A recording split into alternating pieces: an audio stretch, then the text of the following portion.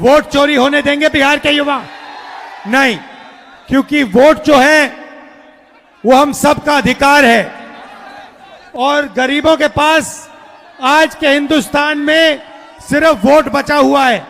और अगर आपका वोट चला जाएगा, उसके बाद राशन कार्ड, उसके बाद जमीन, सारा का सारा जो आपका है वो चला जाएगा।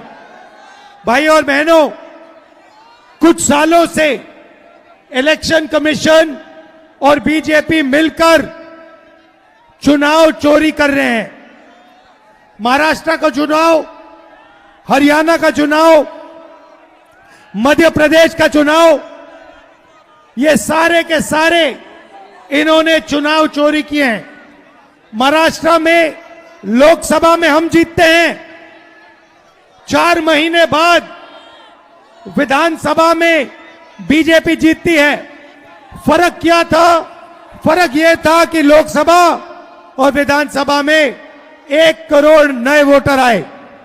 जिन्होंने लोकसभा में वोट नहीं किया, विधानसभा में वोट किया। जब हमने चुनाव आयोग से पूछा ये कौन है, हमें जवाब नहीं देते। हमने उनसे कहा वोटर लिस्ट दिखाइए, जवाब नहीं देते। हमने उनसे कहा वीडियोग्राफी दिखाइए, जवाब नहीं देते। क्यों? क्योंकि इलेक्शन कमीशन वोट चोरी करवा रहा है। कर्नाटक में बेंगलोर सेंट्रल सीट में हमने थोड़ी गहराई में देखा, एक असेंबली में 1 लाख वोटर, फर्जी वोटर मिले। बीजेपी चुनाव हार रही थी, लोकसभा का चुनाव हार रही थी, 1 लाख फर्जी वोटर मिले और वो चुनाव 30,000 वोट से जीते। ये मैंने प्रेस कॉन्फ्रेंस में कहा। चुनाव आयोग जवाब नहीं देता, उल्टा कहते हैं मुझसे एफिडेविट मांगते हैं। एफिडेविट मुझसे मत मांगो, आपका डेटा है, जनता आपसे एफिडेविट मांगने आएगी। बिहार की जनता वोट चोरी नहीं होने देगी।